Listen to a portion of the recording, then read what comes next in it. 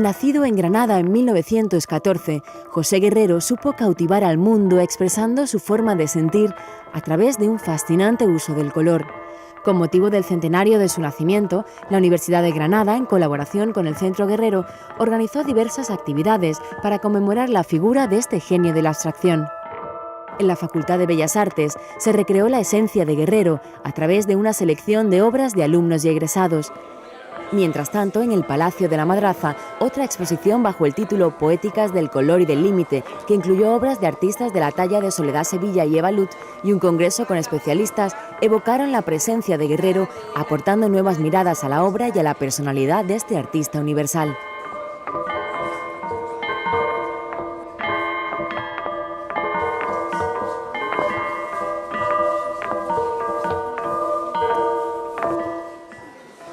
Lo recuerdo en Cuenca, en su casa de Cuenca y en la casa de Gustavo Torner en Cuenca. Yo era muy joven, estaba recién llegada a Madrid, íbamos a Cuenca y ellos ya eran unos artistas reconocidos. Era un personaje que estaba para mí en las alturas, en un nivel, y lo sigue estando, pero en ese momento encima eran de una generosidad extraordinaria porque yo era una artista joven que empezaba y que estaba haciendo viajes a Nueva York y que iba a verle, y que él y Rosanne, su mujer, con una gran generosidad nos recibían, a mí y a mi marido, y estábamos con ellos en su casa, nos quedábamos a dormir en su casa. Él desde muy joven empezó a tener interés por pintar. Él empezó trabajando en Granada, estaba trabajando en la Escuela de Arte y Oficios, estaba haciendo también trabajo de ebanistería y de diseño y tal y cual, pero realmente yo creo que él en el fondo siempre fue un pintor. Él enseguida hace algo que muy pocos artistas de su generación hicieron, que es salir a donde fuera, y empieza a ver, bueno, pues lo que significaba el fauvismo de Matisse, lo que significaba el cubismo, sobre todo con Juan Gris. Él tiene un camino muy claro desde el principio, y aunque vayamos viendo fases más o menos diferenciadas, más figurativas, más abstractas, en el fondo siempre es el mismo, siempre es el mismo.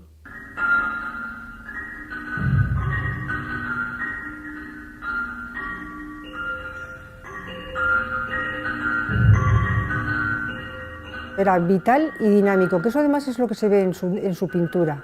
Si tú observas sus cuadros, date un paseo por el Guerrero y verás esa energía, esa vitalidad, ese colorido, ese entusiasmo. Es que tenía un entusiasmo vital, su tono vital era estimulante siempre, siempre estaba arriba. Cuando te enseñaba una cosa suya, mira, ven, mira lo que estoy haciendo, era siempre como que tú te asombraras, ¿no?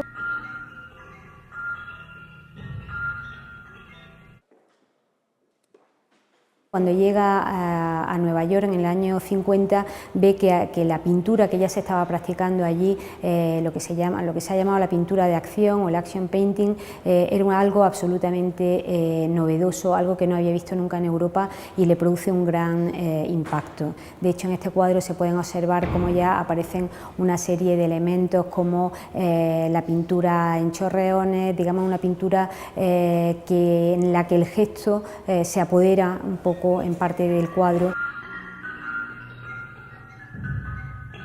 Él quería, digamos, hacer un tipo de pintura que fuera sobre todo una expresión de su propio mundo, de su mundo interior.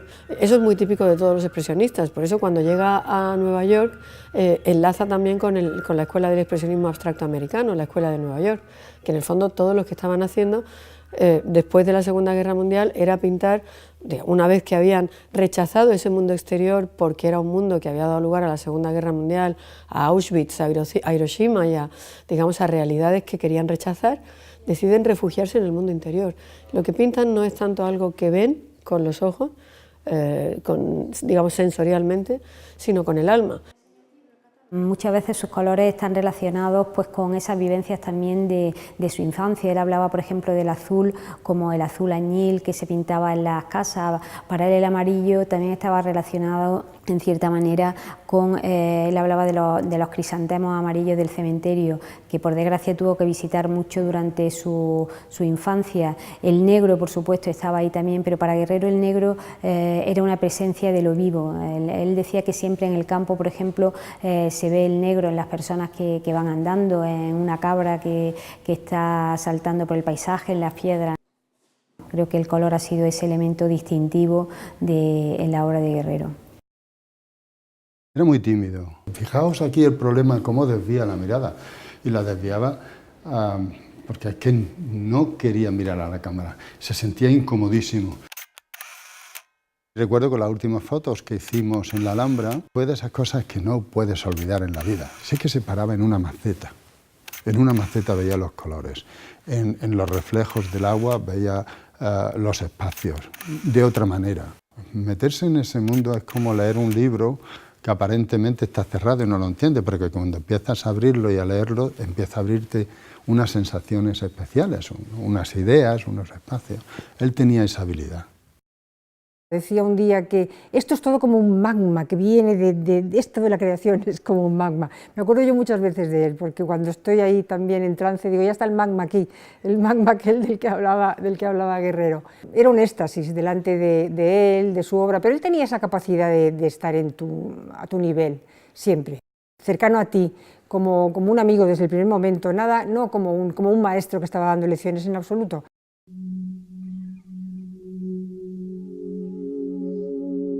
Fue muy importante la figura de la mujer de José Guerrero, Roxanne, una periodista americana que él conoció en Roma en los años 40, con la que se casó. Durante los años difíciles, los primeros años, él y la gran mayoría de los artistas de la Escuela de Nueva York vivían, muchos de ellos, del trabajo de sus mujeres.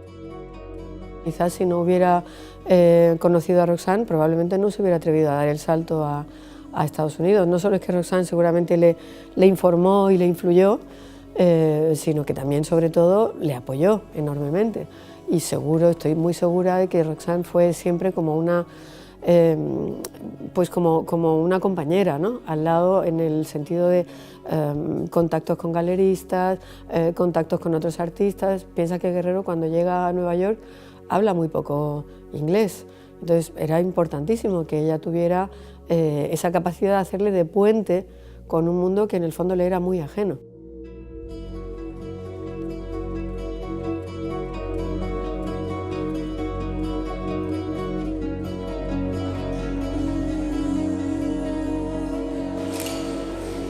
Yo creo que Guerrero, si estuviera aquí ahora mismo, se quedaría alucinando con esa...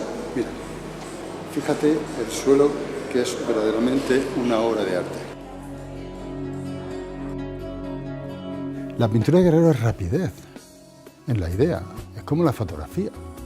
Pero si en la fotografía captas en una centésima de segundo una emoción, él yo creo que no necesitaba más. De ahí esos brochazos, esa manera de actuar. Eso no significa que su pintura no tenga un sentido compositivo muy claro.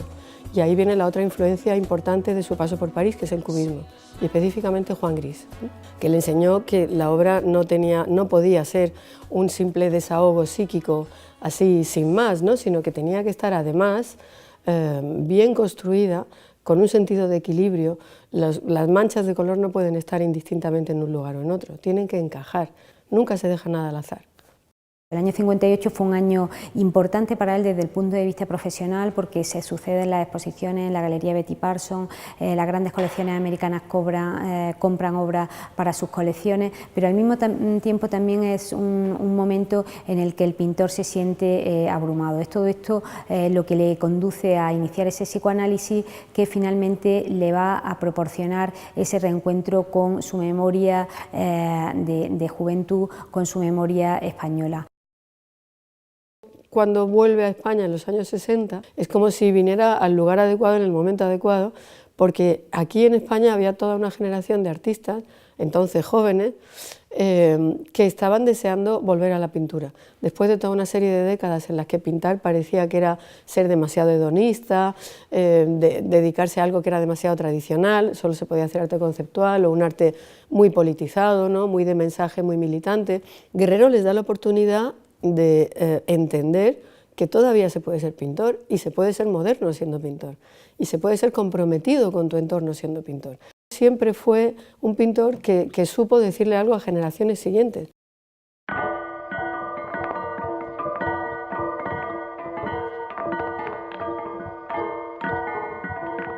Yo creo que él decía que cuando se conoce la técnica hay que romperla, pero sobre el conocimiento que tienes, ¿eh?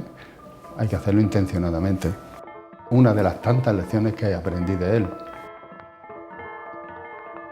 Empieza siendo abstracto y acaba siendo abstracto. Eso me parece muy importante, esa fidelidad, porque dentro de todo eso hay una evolución en su obra, no es una obra estancada en un punto que dices, bueno, se copia, se repite a sí mismo, no, en absoluto.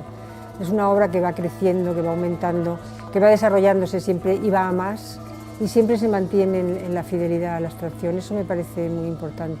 Nunca deja de ser el mismo, nunca se traiciona, pero siempre es capaz de ir, como él decía, a donde esté el arte de mi tiempo.